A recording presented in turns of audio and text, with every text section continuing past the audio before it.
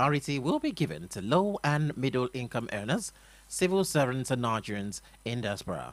A sale of completed housing units will soon commence with payment options including outright payments, mortgage rent-to-own scheme, and installment plans.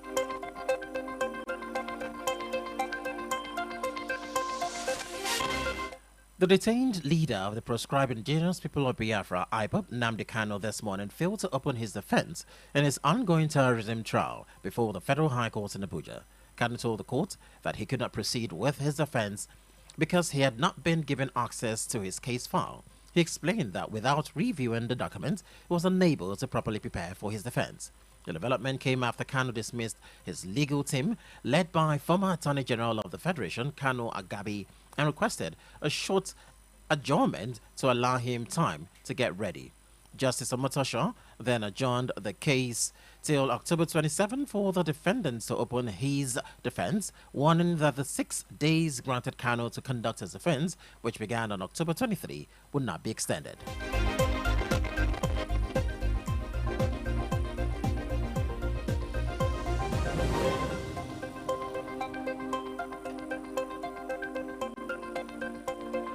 And away from Nigeria, Ghana's former First Lady and women's rights advocate Nana Konado Aguimen Rawlings has died at the age of 76. She was the widow of Ghana's longest-serving leader, Jerry John Rawlings, who passed away 5 years ago. According to presidential spokesperson Felix Kwakye Ofosu, she died on Thursday morning after a short illness. And away in foreign scene, United States President Donald Trump will meet his Chinese counterpart Xi Jinping in South Korea on October 30 on the sidelines of the Asia-Pacific Economic Cooperation Summit. The meeting, confirmed by White House Press Secretary Caroline Leavitt, aims to address rising tensions between the world's two largest economies. Trump has threatened to impose an extra 100% tariff on Chinese goods from November if China doesn't roll back its tightened restriction on rare earth exports. Still on the foreign scene, the Israeli military is exerting control over more of Gaza than expected under the ceasefire deal with Hamas, according to news reports. Under the first stage of the deal, Israel agreed to retreat to a boundary running along the north-south and east of Gaza, marked by yellow line and maps released by the military. However, new videos and satellite images show that markers placed by Israeli troops in two areas are hundreds of meters deeper into the strip than the expected withdrawal line. The IDF has warned that anyone crossing the line will be met with fire, and there have already been at least 2 deadly incidents near the boundary line. The Israeli Defense Forces did not address allegation of exerting control over more territories, stating that troops are marking the yellow line to establish tactical clarity. If you're just joining us, listen to the World News on Honor 103.5 FM. Don't forget to follow us on all our social media handles at Honor 103.5 FM. Listen to us live on Radio Garden at Honor FM Ibadan. We'll be back after this break for business, entertainment, and sports. Do stay tuned. Music. The generator carry feelings for we them up. Sport. Education, culture, impacts, information, varieties, business, entertainment.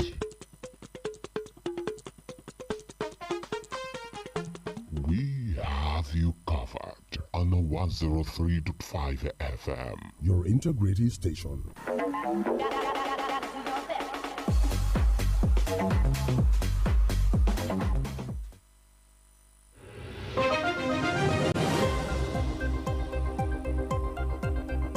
This is the news on Honor 103.5 FM. Honor FM News. Accurate, transparent, undiluted. We go deep. We bring you the news behind the news. Honor FM News. If it's new, then it's news.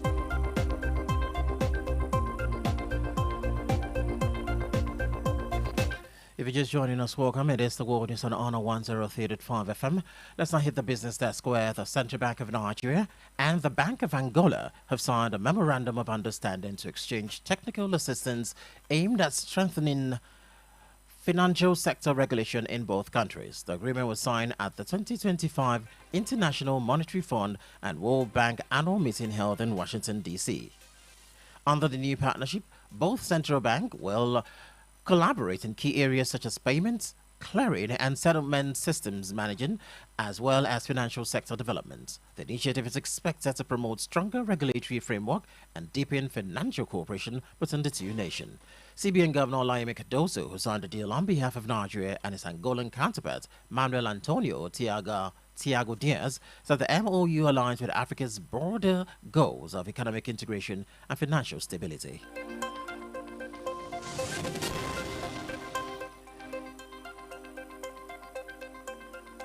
In entertainment, former United States President Barack Obama has paid tribute to Afrobeat legend Fela Anikulapo Kuti in a new podcast series detailing the musician's extraordinary art and activism. Obama delivered the tribute on Wednesday, October 22nd, 2025, in a new podcast series titled Fela Kuti, Fear No Man, by Higher Ground, owned by Obama and his wife Michelle. In a video shared on his Instagram page, Obama expressed his love for the late Afrobeat innovator and political activist, while revealing that his admiration for Fela is personal. He noted that he really loved him. And in sports, Nigeria's Super Falcons will aim to secure an early advantage when they face Benin's Amazon in the first leg of their final 2026 Women's Africa Cup of Nations qualifier tie at the Stade de Kagir in Lomé today. The 25,000 capacity stadium in the Togolese capital will host the West African Derby as the 10-time African champions seek a commanding win. Head coach Justin Madugu has 19 players available for the encounter and expressed confidence that his squad will deliver a result worthy of their title holders. Nigeria are bidding to defend the title they won in Morocco this year, and they rely on key players like Deborah Abiodun, Rashida Ajibade, and Christy Uchebe in midfield, with Chiamaka Nadozie leading the defense. In attack, Nigeria boasts talent including Aisha Oshoala, Chinwedu Ihezo, and Esther Okoronkwo. And that's it on the world news. Before we go, here's a recap of the main highlights. About your report that the federal government has announced uniform housing prices under renewed HOPE program. We're also told that Ghana's former First Lady Nana Konado-Rawlings has died at the age of 76. On the foreign scene, United States President Donald Trump is to meet Chinese counterpart Xi Jinping in South Korea. And in business, Central Bank of Nigeria, CBN, and Bank of Angola has signed a memorandum of understanding to strengthen financial sector cooperation. In entertainment, ex-president Obama has paid tribute to Fela in his new podcast. And in sports, Nigeria's Super Falcons will be facing Benin Republic's Amazon in Women's Africa Cup of Nations WAFC qualifier. Don't forget to follow us on all our social media handles at Honor 103.5 FM and listen to us live on Radio Guardian at Honor FM Ibadan. Visit the website www.honor103.5.net for more information. The news was compiled and edited by Adidambola Saka. I am Richard Ekpo. Thank you for listening. Good afternoon.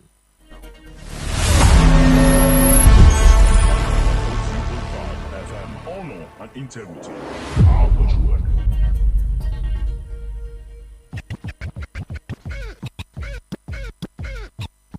Feel the vibes on Honor 103.5 FM.